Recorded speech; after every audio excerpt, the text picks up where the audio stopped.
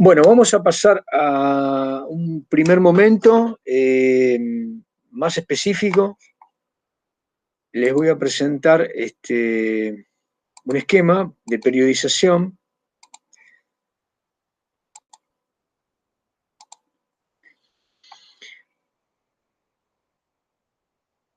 Bien, entonces avancemos. En este esquema lo que pretendo, obviamente, es establecer el lugar del kirchnerismo en el proceso de democratización de la Argentina, llamándole proceso de democratización el que se abrió con Malvinas, como ustedes observan, a partir de mediados de junio. Hay ya una transición a la democracia, con un bipartidismo muy marcado. Eh, Eso se jalona en términos institucionales con un pacto de olivo también realizado por Alfonsín y Menem en un acuerdo, y permitió la reelección de Carlos Saúl Menem con 4 años ahora en su segundo periodo, y también la introducción de una cantidad de nuevos dispositivos constitucionales como el tercer senador, la autonomía de la capital y una gran cantidad de derechos de nueva generación, derechos ecológicos del consumidor. También aparece la jerarquización de los partidos políticos como instituciones fundamentales de la República, y a la vez se pena la corrupción. También se establece la necesidad de generar una ley o legislar sobre la corrupción, sobre la ética política, cosa que todavía está vacante. Bien, como ustedes verán, podemos dividir, digamos, este periodo, desde mi perspectiva, en una república radical con el alfonsinismo y después en un decisionismo radical que, que es el menemismo. Eh, Ahí caracterizo a la alianza como un antimenemismo, más que como una coalición de gobierno, porque nace exactamente para terminar con el periodo de Menem. De esa voluntad social, política, es que nace la alianza. Eh, y finalmente, el anticipado cierre del periodo de la alianza, producto de la gran crisis de la convertibilidad, la faceta este, del estallido del atraso cambiario y de una serie de desplazamientos que había generado una prolongación de la convertibilidad, como obviamente un núcleo duro muy difícil eh, de resolver, de no ser por una crisis como finalmente ocurrió, o de un acuerdo que sometía a muchísimas partes de la economía argentina a perder parte de sus recorridos de acreencias o de ganancias o de deudas en términos de la homologación de un dólar a un peso. Esto fue lo que ocurrió. Aparece ahí una etapa breve de fundamental crisis que yo manifiesto o exhibo como crisis de representación política. Además de haber sido una crisis económica, social, es una gran crisis de representación. El sistema, en tanto sistema, va a adolecer a partir de ese momento de la fundamental fidelidad de los representados y de la calidad de representación de quienes emergen como postulantes a la delegación de ese poder popular. Este es el elemento central que comienza a darse fundamentalmente con una exacerbación, con una multiplicación de la calle como escenario de la protesta que se había anticipado desde el final del menemismo. Finalmente, el periodo que continúa la transición crítica de la resolución, digamos, de los aspectos más críticos de lo que estalla en diciembre del 2001, el dualdismo, como dije en la grabación anterior, da lugar a este periodo de democracia hegemónica o dominante del kirchnerismo. Muy bien, si vamos al encuadre general, digamos, de todo el proceso de construcción democrática, en donde tenemos que, de alguna manera, encontrar los denominadores comunes de todo el proceso, eh, lo titulé Proceso de Construcción Democrática en el contexto de crisis del socialismo real. Pensemos que entre el 82 y el año 91 hay un proceso de gran crisis en el mundo a partir de la desestructuración de la Unión Soviética y de las constelaciones que remitían a la Unión Soviética como líder de uno de los ordenamientos geopolíticos poderosos del planeta, de los dos que se repartían en el planeta. A partir del 89-91 y hacia fin de siglo, se empieza a debatir en qué medida el mundo va a quedar de alguna manera en un equilibrio inestable entre la OTAN, parte de Europa, Estados Unidos, Canadá, Japón, enfrentado a un proceso de reconstrucción europea, llamémosle. La Unión Europea aparecía ahí como un aliado crítico de la OTAN, como una también validación de un mercado muy importante que buscaba reposicionarse. Y finalmente, China, la India, como grandes emergentes de las naciones más pobladas del planeta, y el sudeste asiático, asociados de alguna manera en mayor medida a China, Corea, Singapur, Tailandia, empiezan a tener una importancia junto a Japón en los llamados tigres asiáticos. Bien, esta reconstitución del mundo se da, obviamente, a partir de un proceso en el cual los Estados Unidos y sus socios fundamentales eh, emergen como el gran gendarme, el nuevo gendarme único del planeta, y eh, desarrollan, en todo caso dirigen y delimitan el nuevo marco de expansión globalizadora y del neoliberalismo, que era, en todo caso, el retiro de el Estado de las economías centrales, o el paulatino retiro del Estado de las economías centrales, digamos, del mercado, de la economía o el estado de bienestar, hacia un liberalismo más despojado y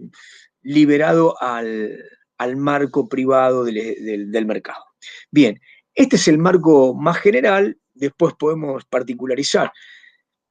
Yo señalo para la Argentina dos grandes líneas, ¿no?, de ese proceso. Una sería el proceso que va de la crisis de la matriz estadocéntrica, recuerden lo que decía Cavarossi, esa crisis que se determina básicamente durante todo el periodo alfonsinista, pero que de alguna manera la dictadura militar había tratado en algunos resortes, en algunos sectores de la producción, los servicios del Estado de reformar, se da básicamente durante el alfonsinismo, genera un gran marco crítico. Esa crisis determina una hiperinflación y una deuda que el Estado argentino finalmente no puede asumir. De esas dos crisis, de la crisis de la deuda y de la hiperinflación, surge en todo caso la segunda etapa, que sería la economía popular de mercado, autodefinida así por el partido peronista, el PJ, Menem, que es el que de alguna manera va a ser el jefe durante estos años 90. De ese marco de reconstitución neoliberal del Estado argentino, de esa reforma de 180 grados del Estado argentino, donde se privatiza, se reforma el Estado, se establece un viraje geopolítico fenomenal con las naciones desarrolladas y fundamentalmente con los Estados Unidos, se pasa a la crisis integral que acabo de establecer recién. Ahora, desde ese lugar de crisis, la transición que encarna el dualdismo y que profundiza el kirchnerismo, vuelven a ser un regreso a la matriz estadocéntrica. Entonces, esta me parece que es una línea fundamental. Mirando en perspectiva la historia nacional y la historia económica dentro del marco de las relaciones entre el Estado, el mercado y la sociedad, uno podría decir que tanto Duhalde, que proponía una vuelta a una matriz productivista, que entendía la salida de la relación peso-dólar, que privilegiaba las relaciones financieras fundamentalmente, a una relación real o más realista en la cual la depreciación de los salarios y de los valores internos iba a permitir una salida en términos de crecimiento de los empleos y a favor fundamentalmente de la reindustrialización por sustitución y a convertirnos en más competitivos con nuestras ventajas comparativas en términos de la exportación. ¿Sí? Ese mecanismo de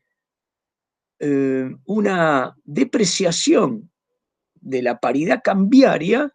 es uno de los pilares macroeconómicos que sostiene Kirchner durante su primer periodo y que empieza a deteriorarse a partir del segundo periodo y que finalmente con la apreciación paulatina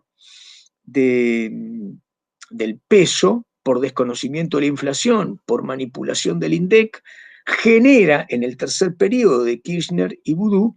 un estancamiento y por primera vez que tengamos saldos negativos de crecimiento con crecimiento nuevamente de los coeficientes que mayor éxito le habían dado al periodo de gran crecimiento kirchnerista. Entonces, en términos de esa línea, uno podría decir que esta democracia kirchnerista, hegemónica, dominante o movimiento nacional y popular, como vamos a explicar ahora, es un regreso al Estado. Es un regreso al Estado y es fundamentalmente un regreso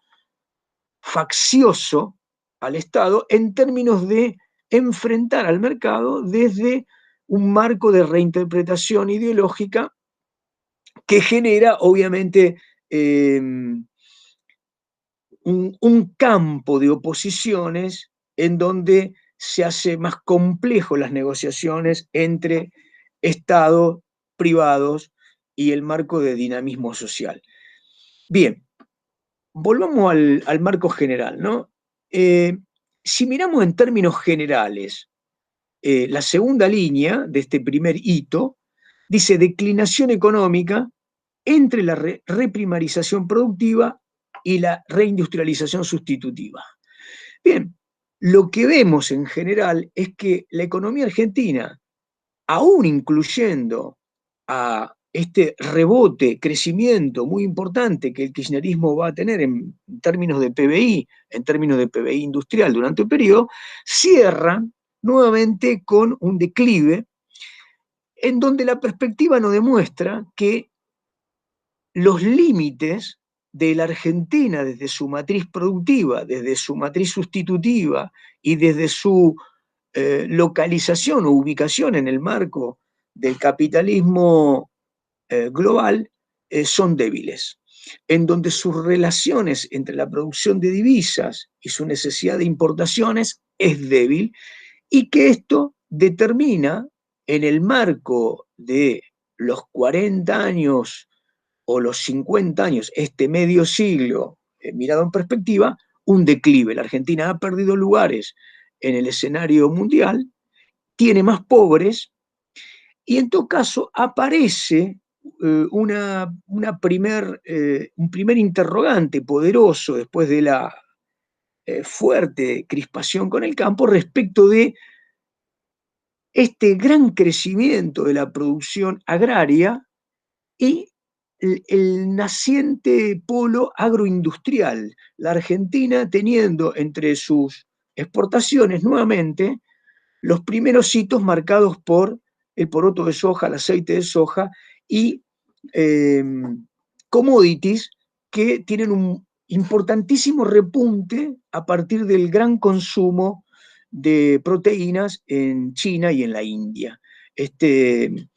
crecimiento de ambas economías generan una demanda muy importante de estos commodities que la Argentina vende en mayor cantidad y esos volúmenes determinan la crisis fundamental entre el Estado y, y el escenario agrario respecto de las retenciones a esas exportaciones, ¿no? Bien, entonces ahí la pregunta sería, bueno, ¿en qué medida conjugar una reindustrialización sustitutiva manteniendo esta exportación muy importante de soja que sigue sosteniendo con sus derivados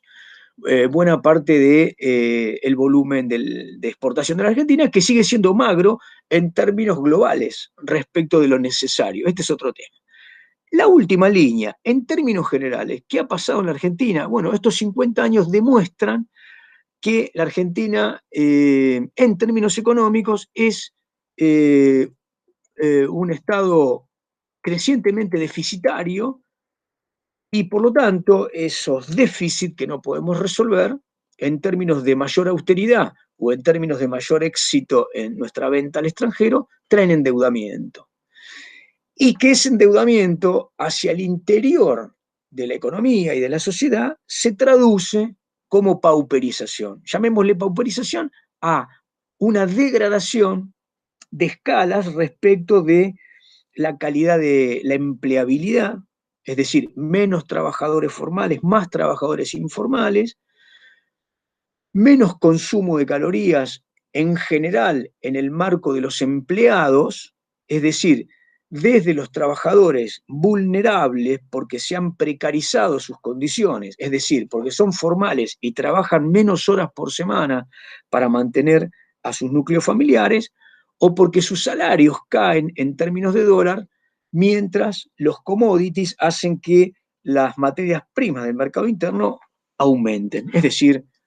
carne, leche, trigo, granos en general. Digo, ahí hay un componente de la llamada Mesa de los Argentinos que fue crítica también durante el periodo de gran crecimiento de las exportaciones y que después vamos a explicar. Entonces, esa pauperización se debe en general, dicho rápido, a la gran caída que tuvo, por lo menos hasta el inicio del siglo XXI, de la gran empleadora, el gran espacio de empleabilidad que fue la industria liviana manufacturera. Ahí hay una reconversión tecnología mediante que hace que la Argentina esté en las peores posiciones para una incorporación a la matriz productiva industrial que genere el total de su pobreza estructural. Fundamentalmente porque en buena medida en estos 40 años se pauperizó el sector trabajador, haciendo que sus calificaciones profesionales no les permitan acceder a los empleos formales de mayor calidad, las industrias de punta. Por lo tanto, el Estado en general tiene que asumir esa pauperización desde el subsidio a la pobreza, el subsidio a la indigencia, el subsidio al estudio y a la salud, fundamentalmente, que han recibido distintos nombres, pero que han sido una importante, han sido el más importante incremento del gasto del Estado como gasto social desde los primeros planes del dualdismo de jefas y jefas de hogar en el pleno de la crisis. Este es un elemento para tener en cuenta respecto de todo el periodo, más allá de que el kirchnerismo haya igualado las posiciones en términos de de crecimiento de la pobreza, de crecimiento de la indigencia y ascenso de cierto marco de igualdad, al final del periodo de 2015 seguíamos con una pobreza estructural que rondaba los 20 puntos, aunque había bajado la indigencia, sabíamos que nuestra capacidad de empleabilidad no permitía el acceso de este poderoso núcleo de nuevos pobres que la Argentina producía con este marco económico. Bien, el segundo nivel de este marco de democratización es el político, ¿no? Entonces, de la búsqueda de la República Democrática, que fue el acuerdo, digamos, de la multipartidaria por el 82, 83, se sale a los decisionismos hegemónicos y dominantes. Entonces, ahí hay un elemento que tiene que ser, que nos tiene que mover a la despartidización. Politizaron en el sentido más profesional de la ciencia política, entendiendo que tanto el menemismo como el kirchnerismo fueron marcos que emergieron en la crisis y determinaron en forma muy perdurable posiciones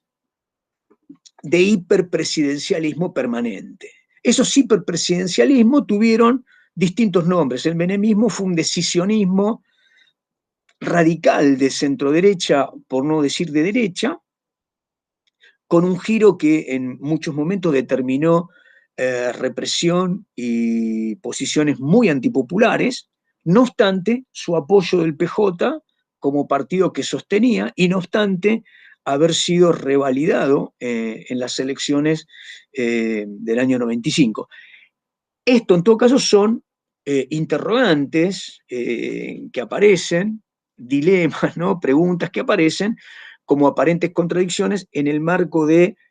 el peronismo menemista, ¿no? Ahora, este decisionismo o posicionamiento del hiperpresidencialismo como dominante o hegemónico se reitera con el kirchnerismo eh, como fortalecimiento presidencialista, como vuelta a la matriz del Estado, que en todo caso eso benefició la salida de la crisis, pero después hay una perdurabilidad de confusión de los tres poderes, hay, hay una cantidad de elementos que ahora vamos a desarrollar respecto de esta línea en donde el sistema político vuelve a tener los ingredientes facciosos, como les dije en la charlita anterior, que asumen este problema del sistema político en sí mismo, no tanto que anima exclusivamente su dirigencia, sino que tiene en todo caso una gran adhesión, participación y sostén en las creencias, la cultura política de las mayorías que concurren a las urnas, ¿verdad? Bien, ¿qué anoté acá en decisionismo radical? El menemismo, neopopulismo, pragmatismo, neoliberalismo. Así lo definen Novaro y Palermo, ¿no? Realismo neoliberal, hiperpresidencialista, giro político al primer mundo, disolución de la matriz estadocéntrica, reforma al Estado, privatizaciones y convertibilidad, precarización, desempleo, pauperización, puebladas y piquetes. Esto es lo que ocurre en el menemismo. Bien, el antimenemismo es una alianza que, digamos, desarrolla esa gestión anómala, fragmentaria y desorientada en el marco de la salida de la convertibilidad como fuga de capitales fundamentalmente, y que enfrenta en todo caso a partir de inicio del 2001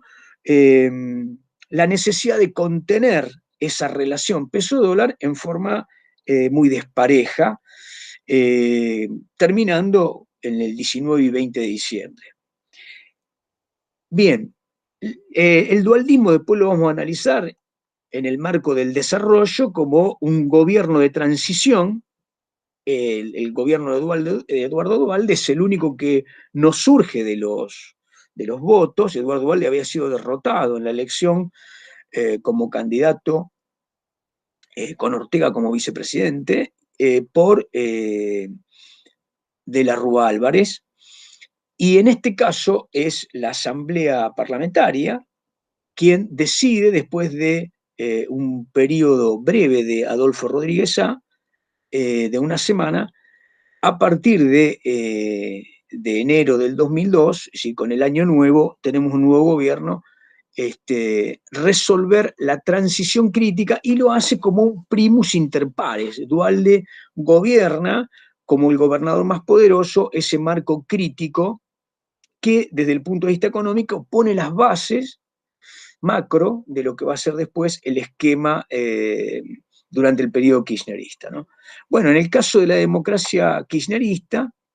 hay un fortalecimiento presidencialista, una vuelta a la matriz estadocéntrica, hay un crecimiento e inclusión de sectores marginados, y después aparecen los límites del modelo de sustitución de importaciones, hay una fiscalidad y una crisis con la producción agropecuaria. Bien, esto es un marco muy general, debajo están los presidentes, y después hay dos líneas fundamentales que me parece que, por ser generales y ser relativamente conocidas, no deben desconocerse o no deben dejar de asumirse, perdonen la redundancia, a la hora de mirar la perspectiva general. La salida del periodo dictatorial había tenido dos elementos fundamentales como grandes herencias. Cuando digo grandes me refiero a poderosas herencias desde lo negativo para la democracia. Una había sido la deuda externa que le imponía a la democracia, obviamente, un periodo de grandes esfuerzos, un desafío, que en general fue así casi en toda Latinoamérica, y ese desafío, lo hemos dicho en palabras anteriores, trajo como resultado el quiebre del Estado en un par de oportunidades, y ese quiebre del Estado determinó mucho menor inversión pública, salarios de hambre de maestros, policías, enfermeros y doctores, por decirlo rápido, y también trajo una precarización de los servicios del Estado, y arrojó, digamos, el primer elemento simbólico, que fue la caja pan, digamos, ¿no? Ya había hambrientos apenas comenzó la democracia, eso no se va a detener jamás, se va a profundizar, como dijimos antes. Muy bien, esa es una línea. Entonces, en este caso, diríamos, deuda y desindustrialización generan una de las líneas de precarización, pero a la vez corporizan la novedad de la democracia, es decir, la politicidad de la protesta social desde fuera de los partidos políticos, desde fuera de la Iglesia Católica y desde fuera de los gremios. Estos habían sido, por lo general, las instituciones desde donde emanaban o donde eran reguladas, administradas las grandes protestas. Bien, nada de eso va a suceder, y primero, en forma muy tibia, durante el gobierno de Alfonsín, son los sindicatos los que dirigen la protesta, pero ya a partir de la hiperinflación se ve una gran anomia y una gran masividad que no es contenida por ningún tipo de institucionalidad ni organización. Entonces, ¿qué es lo que yo les marco en este esquema, no? Bueno, que hay en la desindustrialización y en el endeudamiento aparecen los orígenes de la desestructuración de la matriz virtuosa del empleo industrial. Es decir, el empleo industrial tiene consigo no solamente la inserción en las obras sociales, en los sindicatos, sino que es para el Estado el principal registro. Y por otro lado, es un ámbito de socialización, de organización familiar y de incorporación al mundo de las relaciones económicas estables, que en general alejan de la pobreza y acercan a todas las posibles relaciones de pertinencia en términos de sustentabilidad de los sectores populares. Esto fue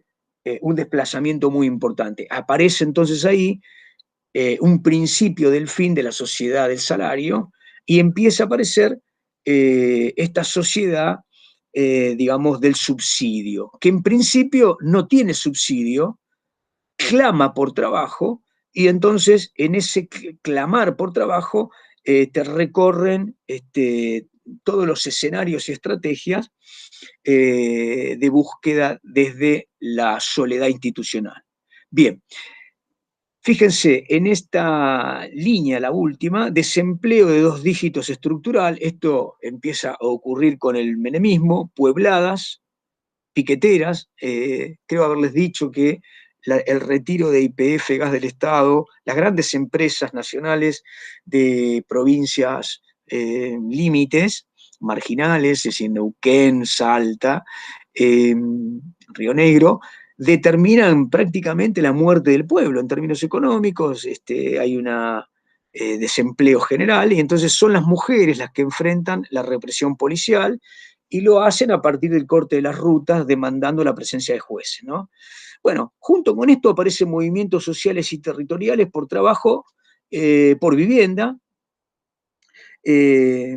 y finalmente después por subsidio. Aparece la olla popular como el centro de ese movimiento, de esa iconografía nueva en las calles. Esto se manifiesta casi a nivel nacional al final del menemismo. Entre el año 97 y 99 es un escenario común. Eh, la precarización y la marginación social también traen elementos del paisaje, ¿no? Hay un autor, Gorelick, que dice, bueno, la presencia urbana de de estas transparencias se van naturalizando y van formando parte del ejido, del tramado sociocultural, hambriado, gente que vive en la calle por miles, gente que mendiga, y aparece con eso también el límite gris entre eh, este, la, la tarea, digamos, marginal, como puede ser el pequeños servicios al transeúnte o al automovilista, al hurto, eh, a las adicciones. Ese marco, digamos, novedoso y doloroso de la realidad es el escenario del paisaje urbano con una indigencia y una pobreza estructural que componían entre el 20 y el 30% de acuerdo a las instancias económicas generales, ¿no? Todo esto trae como resultado que jubilados, desocupados, hambriados y migrantes de las provincias castigadas a las distintas conurbaciones terminen organizándose más allá del marco de los partidos políticos, más allá del marco de la organización eclesiástica del caso, y obviamente más allá de los sindicatos. Esto hace que comiencen a expresar claramente sus organizaciones cercanías ideológicas con algún partido político, pero que asuman su no integración a los partidos políticos. Es muy llamativo que cuando se le pedían a estos primeros líderes a fines de los 90 su integración o no, o su adscripción o su filiación, rápidamente negaran su participación en los grandes partidos, en los sindicatos, y dejaran aclarado su orfandad en este sentido, ¿no? Estas organizaciones comienzan a demandar subsidios por distintos canales a partir de el fin del menemismo, y lo logran en el marco más crítico del periodo que va entre el segundo semestre del 2001 y la asunción del periodo de Néstor Carlos Kirchner en el 2003. Para ese entonces había semi-institucionalizado una cantidad de subsidios a los jefes y jefas de hogar que se va a ir generando como una política de Estado cada vez más completa, y como ya dije, suponen un gran crecimiento del gasto social del Estado. Una de esas líneas, ¿por qué es tan importante? Bueno, todo este proceso creo que ya lo hemos comentado, pero ¿por qué es muy importante? Porque las organizaciones sociales y territoriales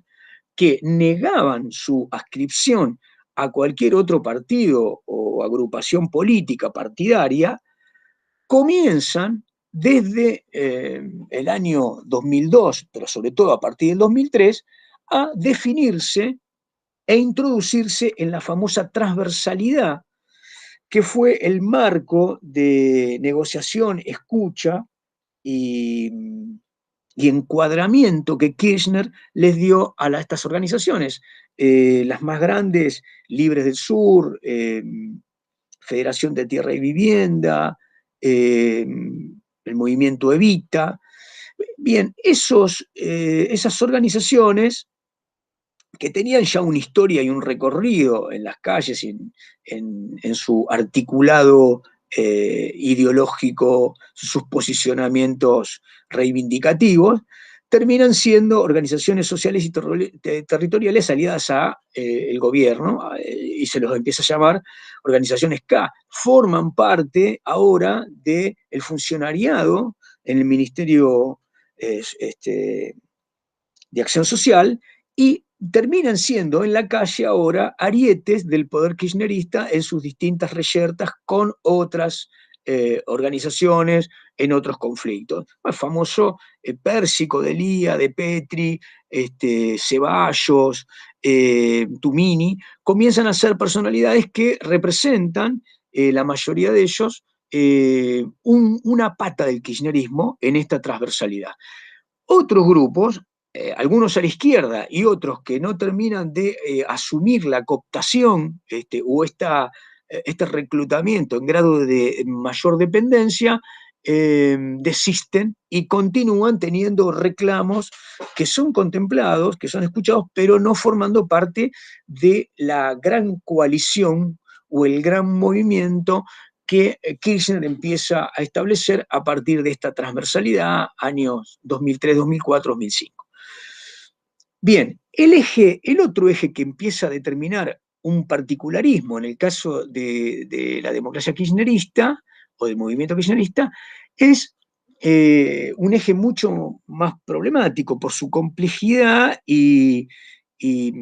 por el marco ético-político que rodea a su constitución. Tiene que ver fundamentalmente con el tema de las organizaciones de defensa de los derechos humanos. Entonces, a partir del 79, si bien existían una gran cantidad de organismos, la Asamblea Permanente, en fin, muchos partidos como el socialismo, el comunismo, habían generado organizaciones, la Iglesia misma tenía su propia organización. Bien, lo importante es que en el 79 termina de constituirse, digamos, en el 77 aparecen, pero digamos, en el 79 cobra mucha visibilidad el reclamo de las madres y de las abuelas, que se reunían desde el 77, repito, pero ya estos organismos representan globalmente a todos los damnificados, víctimas y deudos de estos desaparecidos que no terminaban de ser asesinados, torturados y demás, en plena dictadura, ante la OEA, ante distintos organismos internacionales o representantes políticos de otras naciones, con denuncias. Bien, tanto las abuelas como las madres terminaron convirtiéndose en un ícono de lucha, de resistencia, en paz, para lograr justicia, ¿verdad? En paz. Este marco de organismos familiares generó una especie de procerato en las cabezas de estas mujeres, y era razonable y hasta aceptable por todos que los organismos tenían en sí mismos una decisión de no partidizarse para representar al conjunto de los intereses que estaba por delante de cualquier otro interés político, que era el de la verdad, la justicia. Bien, en este marco hay entre las organizaciones de familiares y las organizaciones más institucionales, como podría ser la Asamblea Permanente, una relación con el alfonsinismo que no terminó de ser lo tan fluida, Y en el marco de el alfonsinismo, en sus juicios y después en las leyes de punto final y obediencia de vida, hay un marco de redefiniciones en torno a la defección supuesta del alfonsinismo en continuar con los juicios y en la necesidad del alfonsinismo de establecer un marco de equilibrio ante la acechanza del carapintadismo, que era eh, la representación política institucionalizada de la peor manera por oficiales de menor rango que habían participado algunos en Malvinas y que venían a sublevarse contra el Estado, que juzgaba lo que supuestamente el mismo Estado antes del 76 había ordenado a las Fuerzas Armadas en la lucha contra la subversión. Y esa interpretación enfrentada, radicalmente enfrentada, digamos, en el polo opuesto a la necesidad de enjuiciar a los que habían violado los derechos humanos, establece un marco de gran convulsión, por lo menos entre el año 87 y el año 90, en el que Menem reprime violentamente el último de las sublevaciones de Mohamed Ali Zein el-Din, pero lo que viene a hacer Menem, junto con esto, es indultar a los que habían sido condenados en los juicios, tanto a los montoneros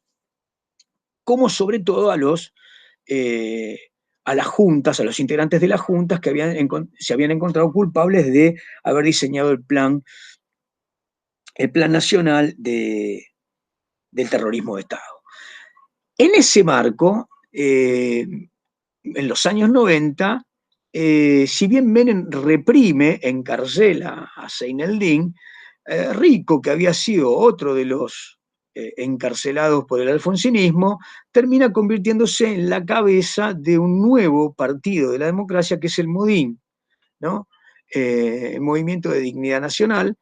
va a elecciones y cobra cierta relevancia en el discurso de centro derecha, eh, estableciendo en un marco no muy importante, pero sí audible, el negacionismo. Es decir, el negacionismo venía a ser el debate con las organizaciones y con el propio Estado, con las organizaciones de derechos humanos, sobre el plan nacional y no sobre resultados no deseados en la represión de esa subversión terrorista, revolucionaria. Eh, a la vez, estos militares también sometían al Estado a la interpelación respecto de la búsqueda de reconocimiento de sus lugares, que no eran las de aquellos generales de la dictadura y aquellos represores. Bien, ese marco dio una fuerte oposición que también fue creciendo. Sin embargo, durante el menemismo y el principio del siglo XXI, la calle se pobló de jóvenes que rodeaban abuelas en la búsqueda de los nietos recuperados y en la lucha y en la búsqueda de la derogación de las leyes de impunidad y la vuelta a los juicios. En esto hubo un trabajo fenomenal eh, de muchos organismos desde el punto de vista jurídico y sobre todo de las abuelas de Plaza de Mayo. Esa presencia, digamos, era un capital insoslayable de la democracia respecto del periodo más oscuro. En este contexto, digamos, el 2001 lo que viene es a generar una especie de eh, integración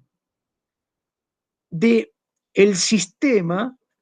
pensado como un neoliberalismo redivivo. Es decir, el discurso que nace del 2001 de la juventud, que es reprimida por el gobierno de la Rúa, es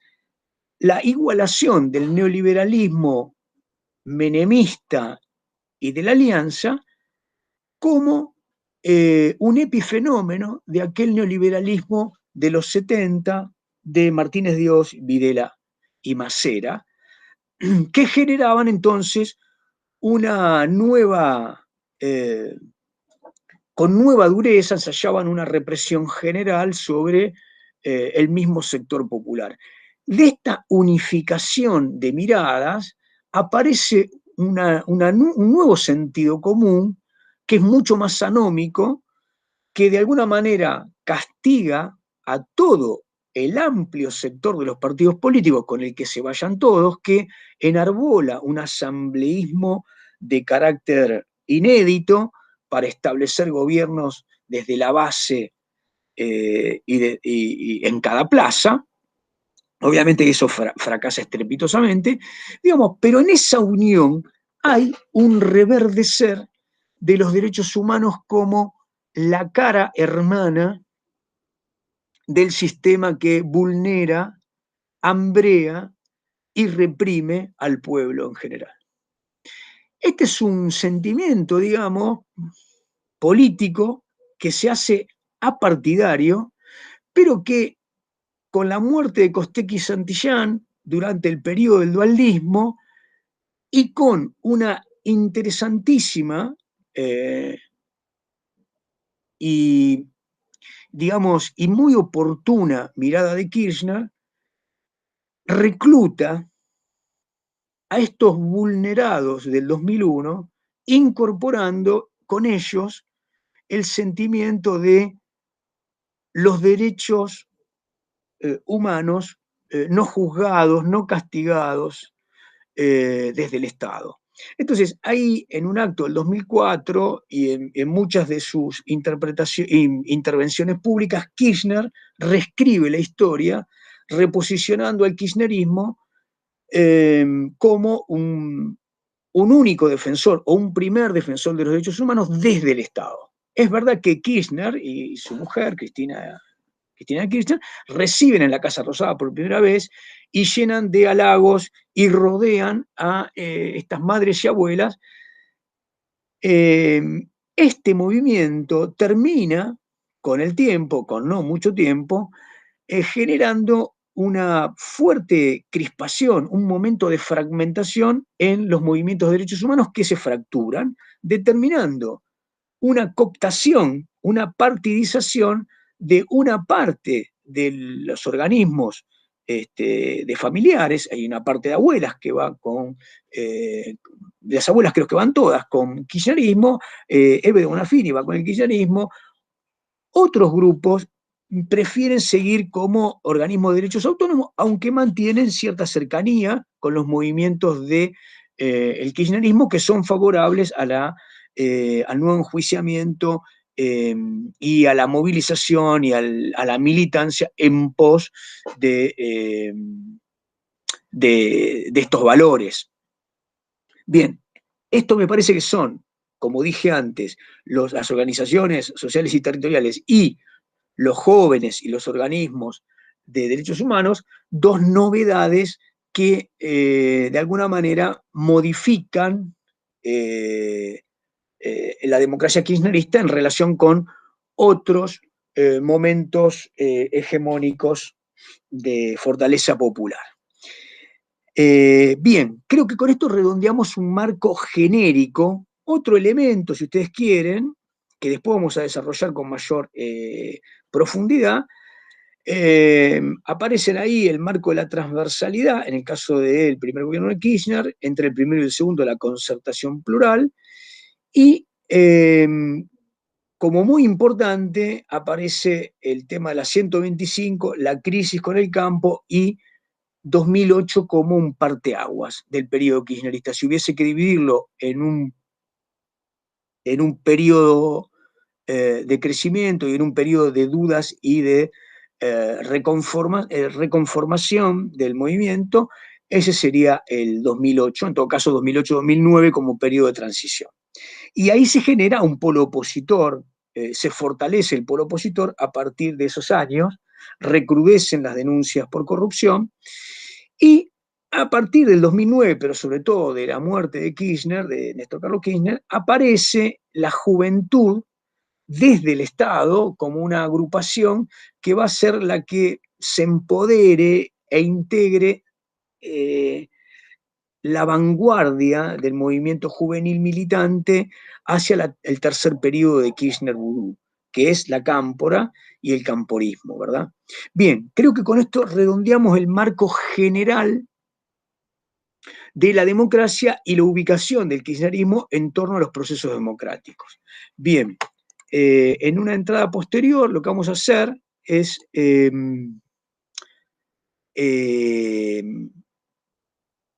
el kirchnerismo, ya su dinámica, su coyuntura económico-política. Bien, terminamos por acá.